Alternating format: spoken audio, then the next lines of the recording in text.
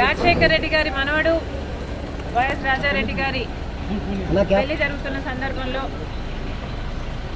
చాలామంది ఇన్వైట్ చేస్తున్న రాజకీయ నాయకుల్ని, అందులో భాగంగానే చంద్రబాబు గారిని కూడా పెళ్లికొచ్చి వాళ్ళని ఆశీర్వదించాలని కోరడం జరిగింది.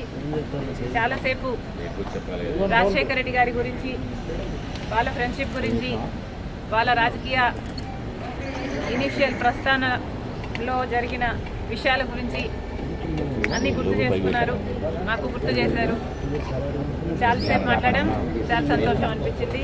వచ్చి ఆశీర్వదిస్తామని మాటిచ్చారు.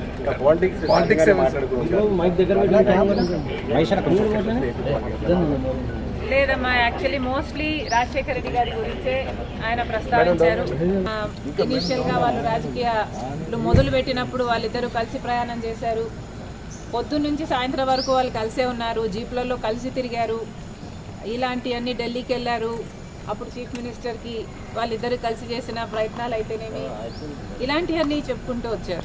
మేడం, కాంగ్రెస్ పార్టీలో మీ పాత్ర ఎలా ఉండబోతుంది? మీకు ఎటువంటి పదవి మీరు అనుకుంటున్నారు వస్తుందని చెప్పి వాళ్ళు మీకు కాంగ్రెస్ పార్టీ ఏ పదవి ఇవ్వాలి, ఏ బాధ్యతలు ఇవ్వాలి అనేది Congress party prerogative.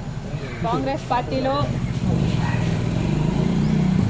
Because it is the largest secular party చేరడం జరిగింది. రాహుల్ గాంధీ గారు ప్రధానమంత్రి అయితేనే మన దేశానికి మంచి జరుగుతుందని, కమ్యూనల్ వైలెన్స్లు తగ్గుతాయని, రాజశేఖర రెడ్డి గారే రాహుల్ గాంధీని ప్రధానమంత్రిని మనస్ఫూర్తిగా చేసుకోవాలి అనుకున్నారు. కాబట్టి అదే జరగాలి, అది జరిగితేనే మన దేశానికి మంచి జరుగుతుంది అని చేరడం జరిగింది. ఇంకొకసారి చేరిన తర్వాత వాళ్ళ చేతుల్లో మనం పెట్టుకున్న తర్వాత వాళ్ళు ఎలా ఆదేశిస్తే అది నమ్మకంగా చేయాల్సి ఉంటుంది.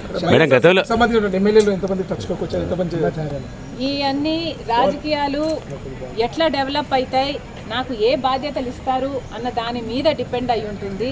So we should all wait and see.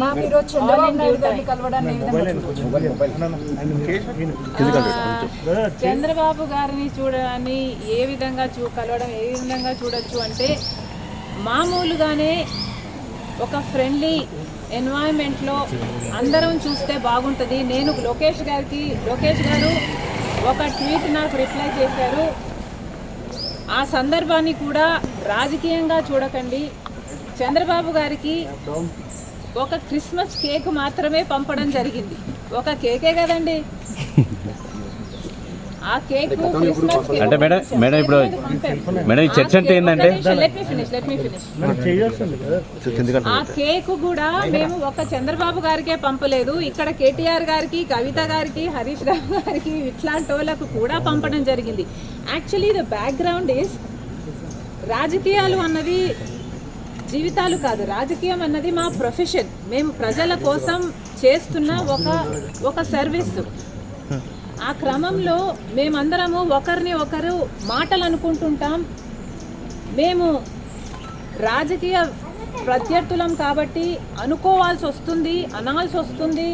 అలాంటి బిటర్ని పండగ వస్తేనో ఏదైనా పెళ్ళి వస్తేనో వాళ్ళకు ఒక కేక్ పంపిస్తే ఆన్ అ ఫ్రెండ్లీ నోట్, పర్సనల్గా బిటర్నెస్ ఉండకూడదు, అందరం ఫ్రెండ్లీగా ప్రజల కోసం పనిచేయాలి అన్నది కాన్సెప్ట్. ఇప్పుడు కూడా చంద్రబాబు గారిని పెళ్లికి మాత్రమే పిలవడానికి వచ్చాము.